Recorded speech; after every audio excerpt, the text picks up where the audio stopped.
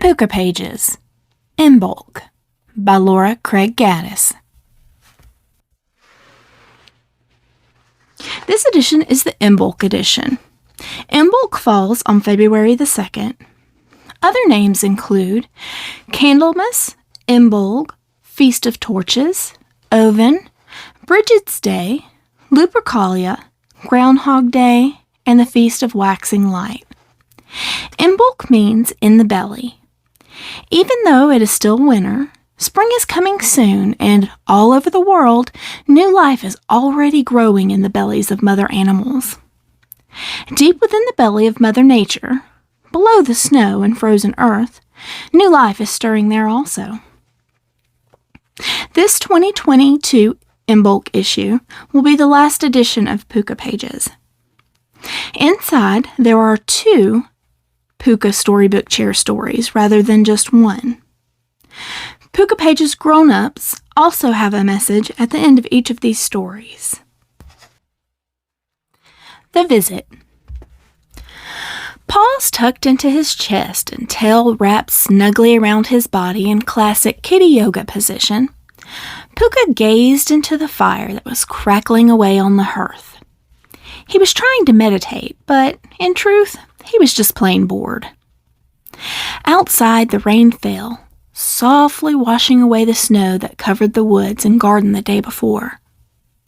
He heard Elsie entering the parlor behind him and swiveled his head to look. Cradled in her arms was the special quilt that was brought out whenever anyone felt sad or ill. The little witch settled in her chair, opened her sewing basket, and began carefully threading a needle. Pooka's ears pricked up. Here was an excellent opportunity for a bit of diversion. He rose to his feet, stretched, and yawned. Then in one leap, he landed on the quilt in Elsie's lap. The girl had just been preparing to take a stitch, and he nearly got stabbed with the needle.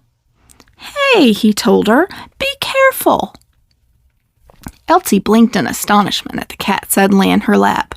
"Blessed be, Pooks, you're the one who should be more careful. You came out of nowhere." What you doing?" he asked, fully prepared to forgive her. "Fixing the healing quilt. It's got a few little rips in it, and tomorrow's Imbolc." "What's Imbolc got to do with the quilt?" he asked. "Every Imbolc Eve, I lay the quilt on the bush outside the door for Bridget to bless as she goes by," explained the witch. "That's part of what gives it its special healing properties." Pooka's eyes widened. "The goddess comes here? To our cottage?" Elsie nodded. "I always leave a little offering out for her. In turn, she comes by and blesses our quilt." What sort of offering?" the cat asked. "I leave some cheese for the goddess and a small pile of hay for her cow." "What cow?" "Bridget's cow," explained Elsie. "The special one that always travels with her. Haven't you been studying your lessons?" Oh, that cow," Pooka said quickly. The little witch gave him a look that told him she knew he'd been slacking on his homework. But before she could start lecturing, he asked, "Tell me more." Elsie shook her head and continued. "Well, besides being the goddess of healing, she's also the goddess of poetry and inspiration. So I wrote a little poem, and I'll leave that out for her as well." Pooka looked up eagerly. "If I make up a poem for Bridget, will you write it down for me?" "Sure," Elsie agreed. The cat sat straight up and cleared his throat. It sounded like a purr. "Goddess Bridget, you're so fine. Bless my catnip all the time." And then he did purr. He was very proud of himself. Elsie laughed. "Pooka, that's a terrible poem. But no doubt Bridget will like it. I'll write it down for you and leave it out tonight with mine." Later that evening, as they climbed the stairs to bed, the rain was still falling. Pooka curled up against Elsie's tummy and drifted off to sleep, listening to the patter on the roof. Sometime in the night, he was woken by a tiny rap at the window. He stretched and yawned and padded over to investigate. Thistle's tiny face appeared through the darkness on the other side of the glass. He pushed the window open with his paw. "Come on," the fairy grinned. "The rain has stopped. How about a little moonlight romp?" Pooka gave a glance back at Elsie, softly snoring behind him. He knew she worried when he slipped out at night and wondered if he should wait for her to wake up. But the stars shone overhead in a crystal-clear sky, and the snow was reduced to small, icy patches here and there. The chance was just too good to miss. He slipped through the window and shimmied down the tree. Thistle's iridescent wings fluttered just ahead of him in the moonlight. "Can't catch me," she sang over her shoulder. Pooka took up chase, down the garden path, over the bridge that crossed the stream, and deep into the dark woods. Thistle laughed and circled a bush, Pooka hot on her heels. "I'll get you," he called. The pixie giggled and darted off the path toward the embankment along a creek. Pooka dashed full speed after her, but began scrambling, slipping and sliding as soon as his paws hit the slimy mud of the embankment. He banged into a large rock, dislodging it. Then the next thing he knew, both he and the rock were tumbling down the slope. The little cat landed half in the shallow, icy water. He felt a hard stab of pain as the rock bounced and then landed on top of him. Stunned, Pooka lay there for a moment, trying to catch his breath, but the pain just wouldn't let him. Thistle fluttered anxiously overhead. "Pooks, oh, are you okay? There's a stupid rock on you." The fairy pushed at the rock with all her tiny strength, but it wouldn't budge. "I'll get help," she said, and putting 2 fingers in her mouth, gave a shrill whistle.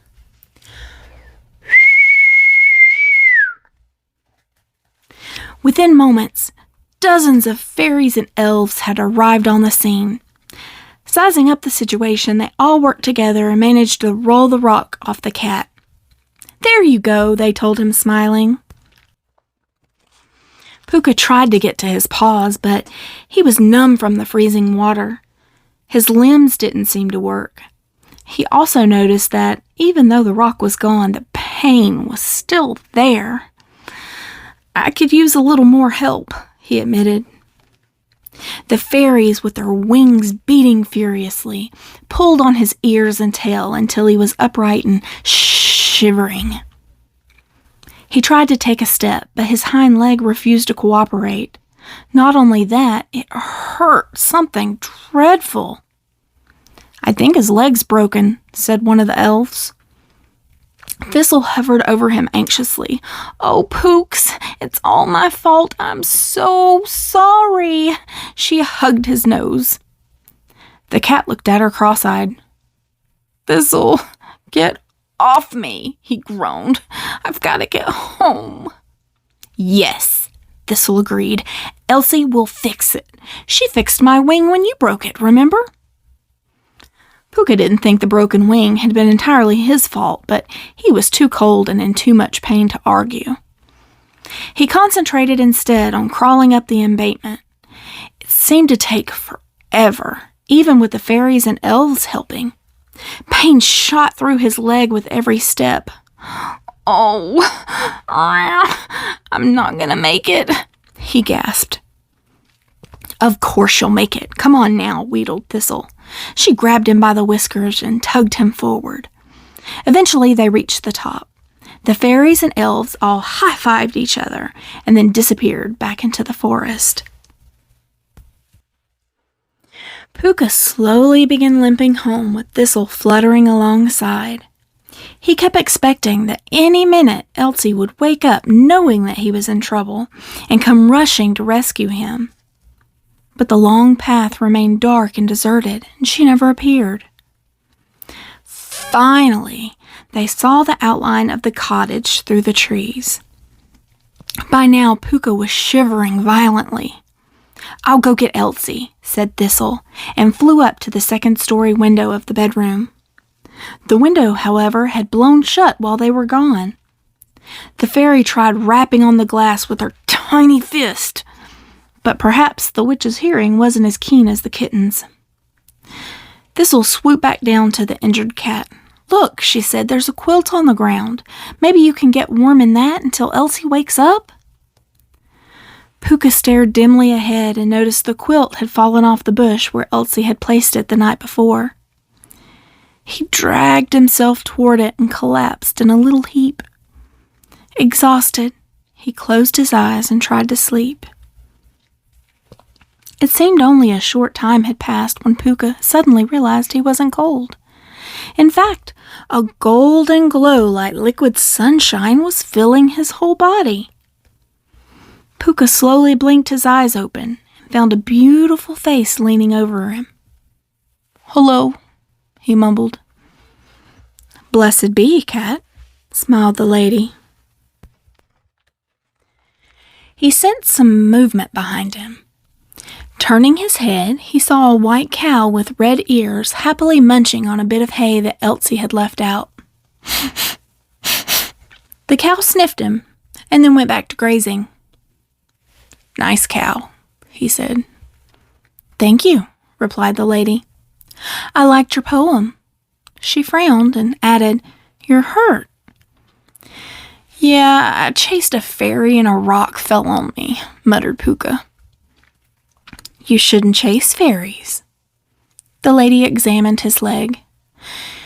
"This one's my friend," said Pooka. "It was a game."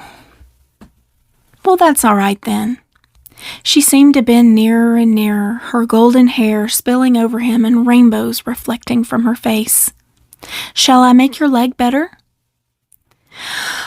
"Oh, yes, please," sighed Pooka and closed his eyes again. He felt a gentle touch on his leg.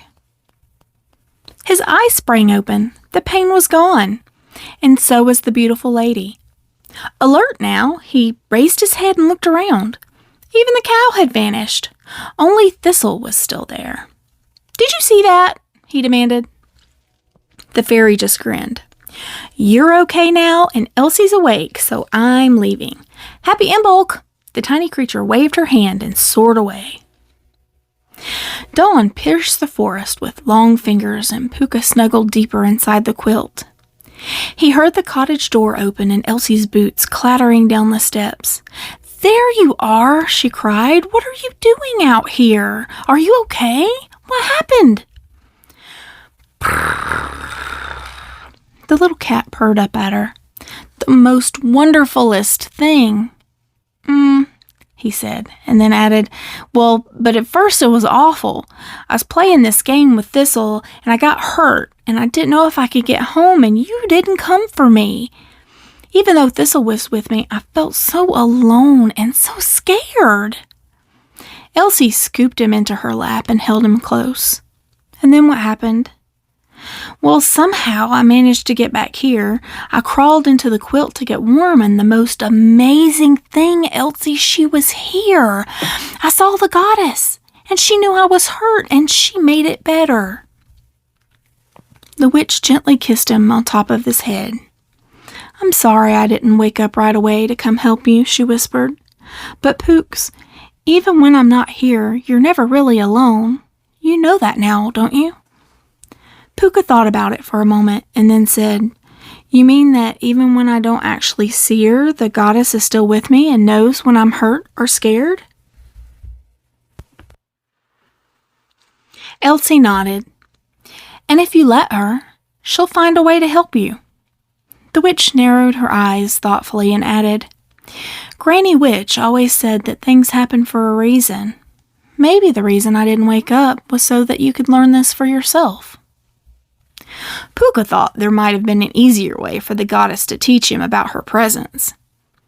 But when he thought again about that ethereal vision bending over him and the marvelous warmth of her touch, he knew he wouldn't have traded the experience for anything in the world.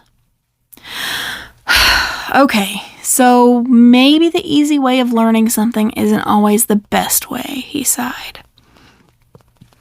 Elsie gathered her cat up in the quilt and rose to carry him inside. "You really are getting wise," she said proudly. Then she grinned and shook her finger at him. Now, do you think next time you'll know better than to go off chasing fairies in the middle of the night? Pooka doubted it. Playing in the moonlight with Thistle was too much fun. Pooka's Page for Grown-Ups. It is with deep sorrow and sadness that I have to inform you that this is the last edition of Pooka Pages magazine. Our beloved Lora Craig-Gaddis is seriously ill and will not recover enough to continue her magical work for children. Pooka has been Lora's devotional work to her gods and her ancestors for almost 30 years. Her devotion to her pagan path covers more than twice that at over 60 years. Hers is a body of work that will leave a lasting legacy for pagan children and their parents, now and in the future, one created and shared in love. Lora's real-life adventures with animals have been as magical and muddled as the scrapes and adventures her story animals get up to. From Grimalkin, her familiar in training, the bossy critters in her garden, Big Mac, the abandoned Roddy who wandered into her home one wet Christmas night and settled straight into her heart, to Pooka himself. All of them found themselves a home, with a big heart at its center and various starring roles in her writing. Lora's children, grandchildren, and family are supporting and helping her through her illness. Her animals are probably still hogging her bed. Please hold Lora in your hearts and bless her in your circles. You will understand that this has been a difficult issue to produce and edit. It was not possible to use all of the photos and pieces readers sent in. However, they were appreciated and enjoyed on the Facebook page. Thank you for those, and for all the contributors to this issue, both past and present. Thank you to Fabian and Shelley, who organized the birthday lists for this Pooka edition. In particular, a huge thank you once again to Carmen Sanchez-Bezard and Lillian Grenier, who helped hold the fort for these past few months. Lora, Elsie, and Pooka, thank you all for your love and support for the magazine over these years. Fiona Tinker.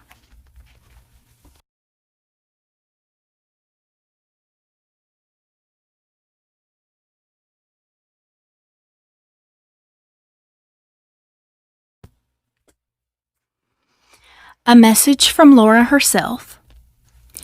Dear friends and readers, I am sad to announce that after nearly 20 years, this Imbolc issue will be Pooka's last. I have an aggressive form of cancer that has spread, and I am no longer able to write or draw. I would like to thank you for bearing with me during my illness, and for our team for their support. I am especially grateful to Fiona, who has been holding things together while waiting to learn what the prognosis is for both myself and the magazine. For those who are unaware, one of our readers has compiled a backlog of past issues that will be available on Pooka Circle. You are welcome to download and share them with your friends, although in the spirit of Pooka's magazine, they must always be freely offered and never sold. And of course, there are Pooka's 4 seasonal books for sale on Amazon. I've had a wonderful time sharing Pooka's adventures with you over the years, and we will miss you all very much. Blessed be and a magical life to all of you. Lora.